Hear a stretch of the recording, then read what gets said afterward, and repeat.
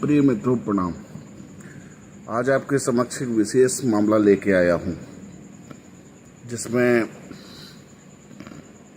जो महत्वपूर्ण तथ्य हैं, भारतीय संविधान है और भारत की सर्वोच्च अदालत उच्चतम न्यायालय, जिनके आदेश हैं और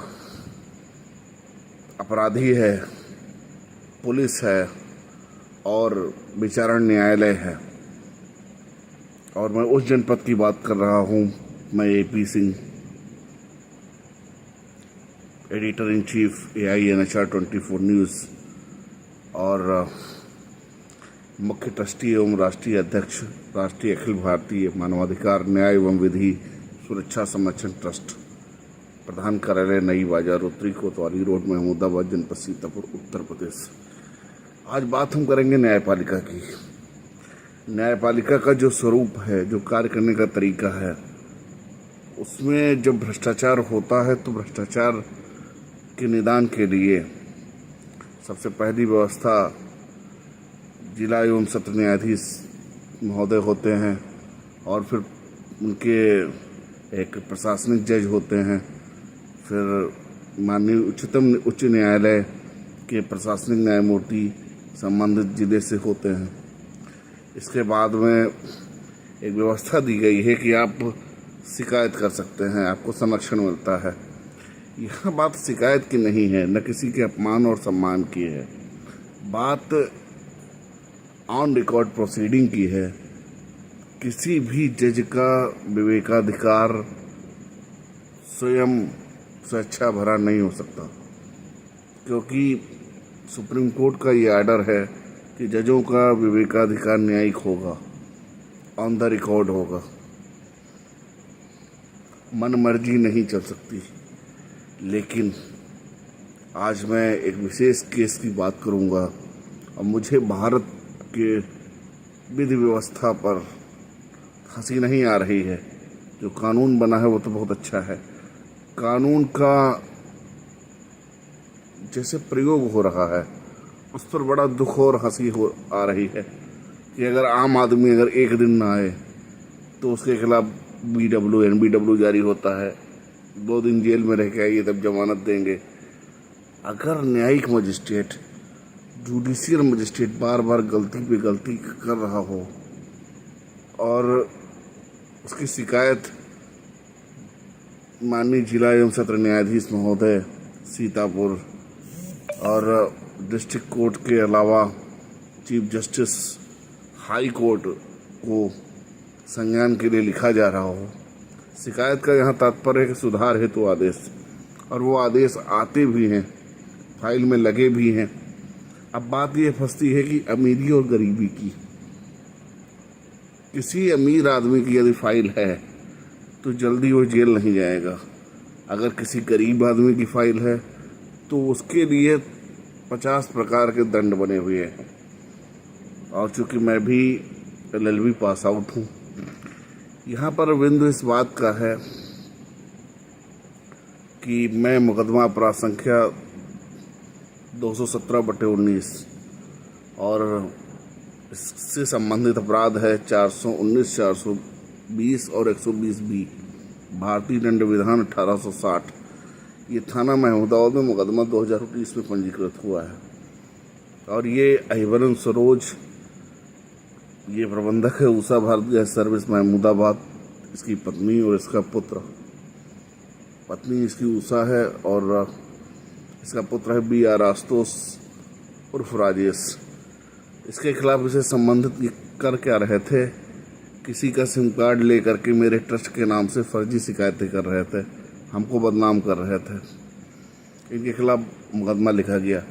इससे पहले जब 2019 में पुलिस ने चार्जशीट लगाई तो सुप्रीम कोर्ट का स्पष्ट आदेश है कि आप संज्ञान लेंगे और ऑन रिकॉर्ड आप कंप्यूटर पर दर्ज करेंगे। 2 साल तक माननीय न्यायालय में पैसे के बल पर जो है इस फाइल को ऑन रिकॉर्ड नहीं आने दिया गया। और जब मैंने इस पर कार्रवाई की, हाई कोर्ट के रजिस्ट्रार अरविंद कुमार साहब ने इंटरफेयर किया, तब ये फाइल चली।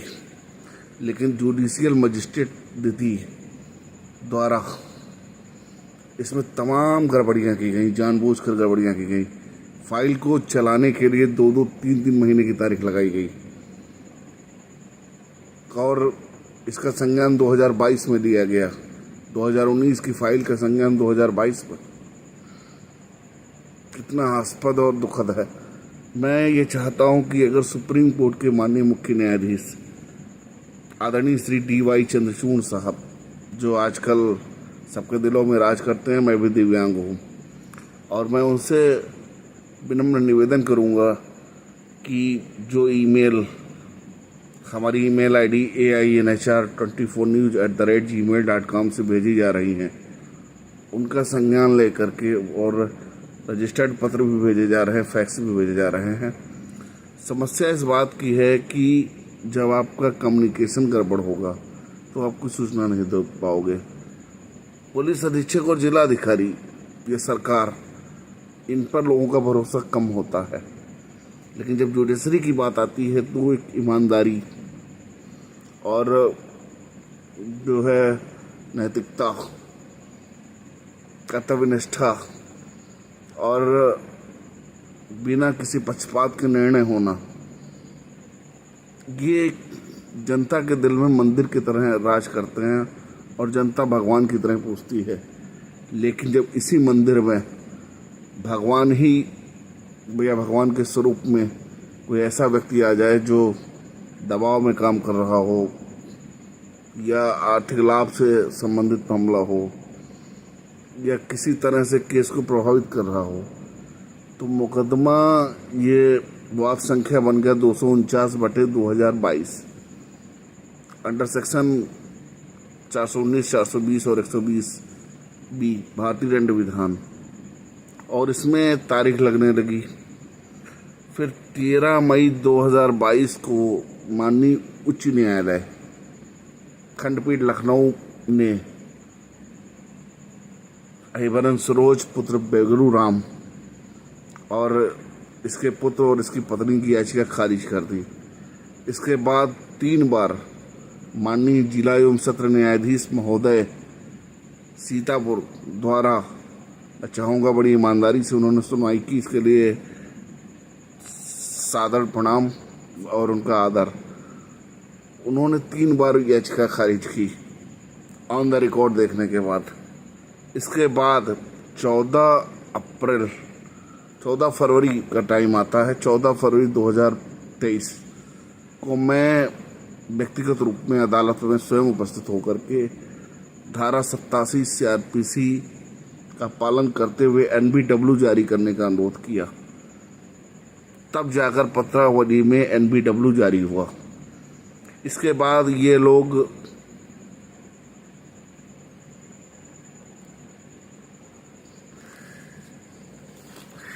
मैं आपको एक नंबर भी बता दे रहा हूँ। अंडर सेक्शन 482 CRPC में 2634/2022 13 मई 2022 को माननीय हाई कोर्ट ने इनकी याचिका खारिज की है। इसके बाद 14 फरवरी 2023 को मेरे आवेदन देने के बाद में इसमें BW जारी हुआ है।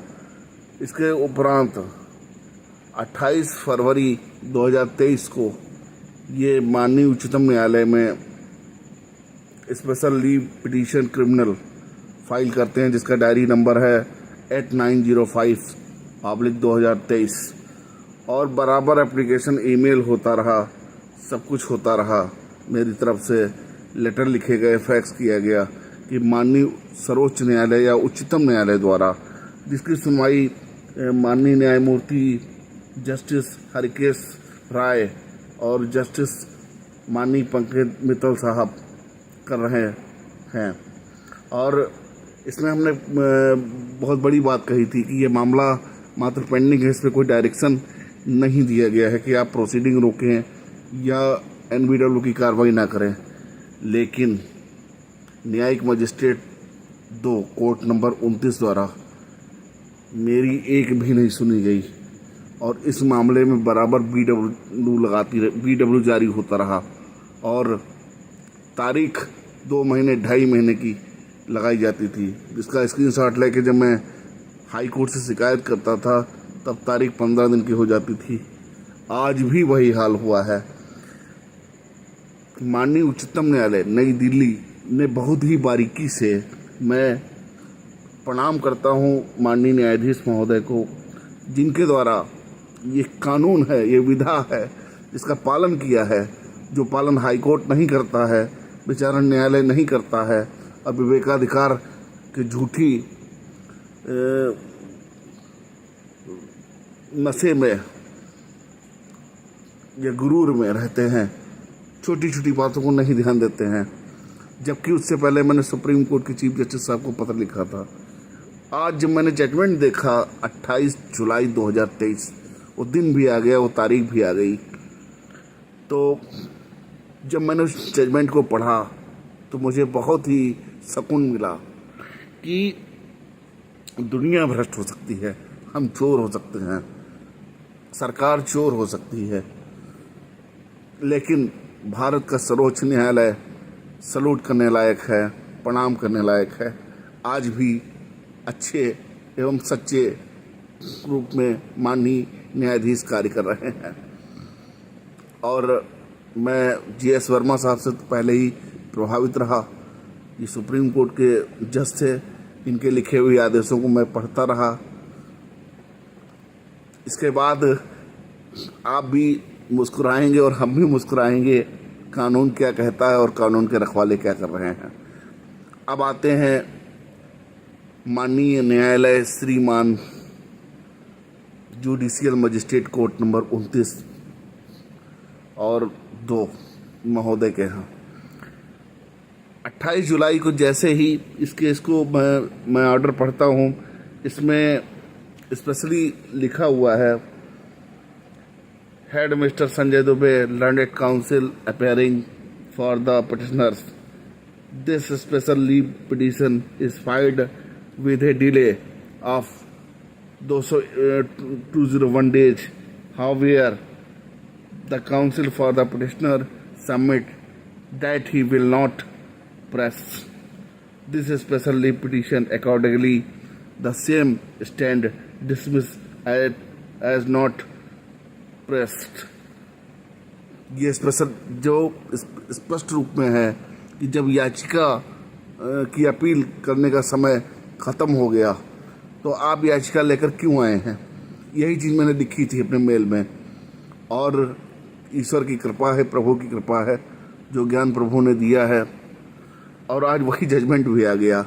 लेकिन ये चीज़ें, छोटी छोटी चीज़ें, इलाहाबाद हाई कोर्ट बिल्कुल ध्यान नहीं देता है। और मैं हिंदी मीडियम से पढ़ा हूँ और रिट भी हिंदी मीडियम से डालूँगा। ये आदेश आ गया 28 जुलाई को ही। हमने जुडिशियल मजिस्ट्रेट सेकंड साहब को ईमेल के माध्यम से, पर्सनल ईमेल पर उनके, और माननीय जिला एवं सत्र न्यायाधीश महोदय, माननीय मुख्य न्यायाधीश, माननीय उच्चतम न्यायालय, माननीय मुख्य न्यायाधीश महोदय, माननीय उच्च न्यायालय प्रयागराज उत्तर प्रदेश, माननीय मुख्यमंत्री जी, सीवीसी, डीएम साहब, सबको मेल कर दिया। इसके बाद पंजीकृत डाक 31 अगस्त 2023 को माननीय मुख्य न्यायाधीश महोदय, माननीय उच्च न्यायालय प्रयागराज इलाहाबाद उत्तर प्रदेश को भेजा गया, जिसका डायरी नंबर, जिसका मैं रजिस्टर्ड नंबर बता रहा हूँ, RU 4434364344IN 31 जुलाई 2023 को ये रजिस्टर्ड लेटर भेजा गया। इसके बाद में माननीय न्यायिक मजिस्ट्रेट द्वितीय महोदय Sitapur court number 2 judicial magistrate, इनको यह सूचना पंजीकृत डाक से मैंने भेजी, RU 4434364255IN, ये भेजा 31 जुलाई 2023 को। अब मजे की बात यह है कि जिला सत्र न्याय एवं सत्र न्यायाधीश महोदय, हम कभी कभी न्याय नहीं मिलता है, जिलाधिकारी से नहीं मिलता, एसपी साहब से नहीं मिलता, तो हम लोग कोर्ट का दरवाज़ा खटखटाते हैं। जिले में सबसे ज़्यादा पावरफुल, सबसे ज़्यादा, मतलब कह लीजिए इनसे अधिक पावर किसी के पास नहीं। मतलब संवैधानिक रूप से कुछ भी रेमेडी आपको दे सकते हैं, कुछ भी। ये समझिए कि हम फरियादी हैं और हम भगवान के पास मांगने जा रहे हैं, वो कुछ भी दे सकते हैं। बताइए, उनका फैक्स 3 दिनों तक खराब रहा और आज भी खराब है। और जब उनके ऑफिस में बात करने की कोशिश की गई तो ठीक से बात नहीं की गई, ईमेल किया गया डीसी सीतापुर। इसके बाद सबको सूचना दी गई जो हमारा कार्य है। इसके बाद मुकदमा अपराध संख्या 249/2022 की हेयरिंग का दिन आ जाता है 3 अगस्त 2022, यानी आज का दिन। और जब आज का दिन आता है तो कुछ समय बाद मैं इस मुकदमे को चेक करता हूँ तो उस पर तारीख आ जाती है 31 अक्टूबर 2023, यानी 2.5 महीने का समय। अगस्त, सितंबर, अक्टूबर, 2.5 महीने का समय देती हैं। और जुडिशियल मजिस्ट्रेट महोदय जानबूझकर वैल्यूएबल वारंट जारी करती हैं। अब ये बताइए, सीआरपीसी में 8 बार आपने बीडब्ल्यू जारी किया, सुप्रीम कोर्ट से याचिका खारिज हो गई, हाई कोर्ट से याचिका खारिज हो गई, 3 बार एंटी सेपेट्रिक बेल खारिज हो गई, तो आखिर एनबीडब्ल्यू क्यों नहीं जारी हुआ? जुडिशियल मजिस्ट्रेट की क्या जिम्मेदारी है? अब 100 रुपये तो नकल में लगते हैं, चाहे सिविल की नकल निकलानी हो, 100 रुपये का टिकट आपका लगता है, आने जाने का खर्च लगता है, और वकील भी ठीक से आपको सही बात नहीं बताते हैं। अब बताइए, जिस जुडिशियल मजिस्ट्रेट के द्वारा सुप्रीम कोर्ट के, हाई कोर्ट के और कई बार रजिस्ट्रार जे द्वारा पत्र लिखा गया, किसी के आदेश को नहीं मानना है, तो ऐसी स्थिति में क्या प्रशासनिक जांच माननीय उच्च न्यायालय खंडपीठ लखनऊ द्वारा नहीं की जानी चाहिए?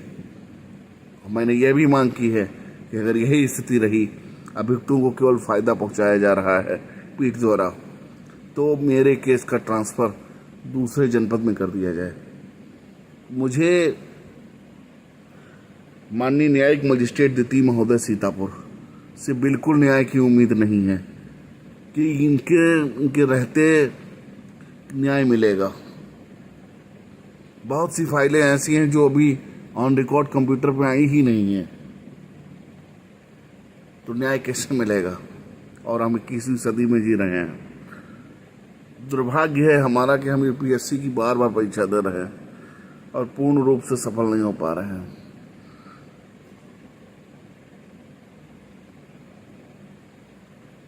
अब ऐसी स्थिति में क्या होगा, ये अब माननीय मुख्य न्यायाधीश महोदय देखें, क्योंकि मैं तो फरियादी हूँ, मेरे पास कोई पावर नहीं है। ना तो मैं चीफ जस्टिस हूँ, ना तो मैं हाई कोर्ट का जज हूँ, और ना तो मैं किसी जुडिशियल सिस्टम का कोई हिस्सा हूँ, और ना ही प्रशासनिक अधिकार है, ना ही राजनीतिक अधिकार है मेरे पास। केवल नागरिक के अधिकार हैं, वो भी नागरिक के अधिकार हमें मांगने पड़ते हैं, किसी दूसरे को एप्लीकेशन देनी पड़ती है। हमारे हाथ में सिर्फ फरियादी के अलावा और कुछ नहीं है। तो ऐसी स्थिति में बताइए, रसूखदार पैसे वाले व्यक्ति सिस्टम को कैसे खोखला करते हैं? मेरा न्यूज़ चैनल पर न्यूज़ दिखाने का मतलब किसी की बुराई करना, किसी की व्यक्तिगत रूप से मैं किसी को आहत नहीं कर रहा हूँ।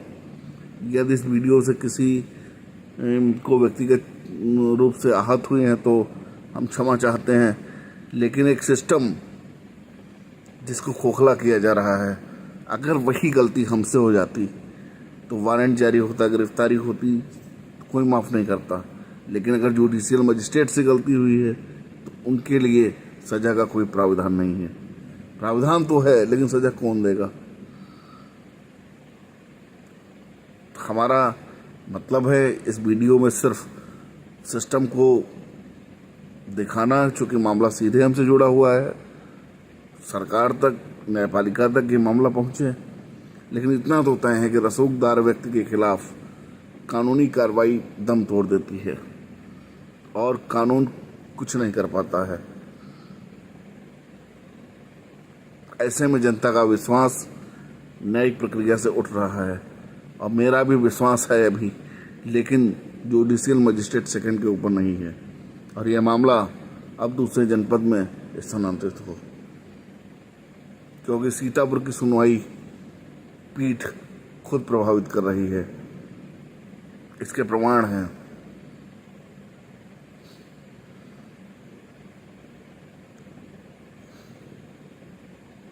अब तो किसी चीज का कोई जवाब ही नहीं आता जब तक आरटीआई न डाली जाए। आप आवेदन दे रहे हैं तो हाईकोर्ट से तो पत्र आ जाता है, जिला एवं सत्र माननीय न्यायाधीश महोदय के यहाँ से तो कोई पत्र भी नहीं आता क्या कार्रवाई हुई है। और ये भी बता दें, आरटीआई में कोई भी व्यक्ति वो मात्र केंद्रीय जनसूचना अधिकारी होता है, वो किसी भी मुंसलिम से या उसके साइन से मुझे आरटीआई नहीं भेज सकता, जवाब नहीं भेज सकता है। और किसी भी माननीय न्यायाधीश का विवेकाधिकार उसकी इच्छा के अनुरूप नहीं चल सकता है। विवेकाधिकार न्यायिक है, न्यायिक होना चाहिए कानून के हिसाब से, और जो एनबीडब्ल्यू जारी करने का निर्देश है वो सीआरपीसी ही देती है। लेकिन इस मामले में अब जांच होनी चाहिए। पानी सर से ऊपर हो चुका है, कठोर कार्रवाई की हम मांग करते हैं, क्योंकि अगर मेरे केस में ऐसा हो रहा है तो ये सभी के लिए निंदा का विषय है। और इस वीडियो को न्यूज पर डालने का मतलब ये है, सिस्टम में सही शुरुआत हो, सही मेरिट पर सुनवाई हो, जल्दी न्याय मिले। किसी भी व्यक्ति का दिल दुखाना, किसी का अपमान करना इस वीडियो का कोई मतलब नहीं है। यदि किसी की आत्मा को ठेस पहुंची है तो मैं व्यक्तिगत तौर पर माफ़ी मांग रहा हूं, लेकिन अगर इससे ठेस पहुंचती है तो फिर इसके लिए मैं क्या कर सकता हूं। और मैं ऐसी चीज़ें समाज और जनता और विश्व के लिए बनाता रहूंगा। लेकिन जब मुझे ही न्याय नहीं मिल पा रहा है तो फिर न्याय कैसे मिलेगा, इस पर तो विचार करना ही होगा। जुडिशियल मजिस्ट्रेट सेकंड साहब को इसका जवाब देना होगा। जब सुप्रीम कोर्ट में अभियुक्तों की याचिका खारिज हो गई तो आगे एनबीडब्ल्यू की प्रोसीडिंग आज 3 अगस्त 2023 को क्यों नहीं फाइल पर हुई, बीडब्ल्यू के लिए क्यों बढ़ा दिया गया और लंबी तारीख क्यों दे दी गई 31 अक्टूबर 2023, जिसका स्क्रीनशॉट मैंने भेजा हुआ है। हर बार यही तमाशा होता है, बाद में तारीख 60 कर दी जाती है। लेकिन अब मामला बर्दाश्त के बाहर है। न्यायपालिका का मतलब ये नहीं है कि जो मन में आया वो ऑर्डर कर दिया, जो मन में आया वो रख लिया। सुप्रीम कोर्ट में जब याचिका खारिज हो गई, हाई कोर्ट में खारिज हो गई और एंटीसिपेटिक बेल खारिज हो गई, फिर भी जुडिशियल मजिस्ट्रेट द्वारा एनबीडब्ल्यू नहीं जारी किया जा रहा है, तो आखिर इसमें कौन सा अधिवक्ता मिला हुआ है जिसके प्रेशर में सब काम हो रहा है। और हमें न्याय प्रदान करें, क्योंकि और इस फाइल की विशेष जांच शुरू की जाए, स्पेशल जांच हो और उसकी भी रिपोर्ट हम मांगेंगे, क्योंकि मैंने इसलिए वीडियो बनाया है आरटीआई में। जय हिंद, जय भारत।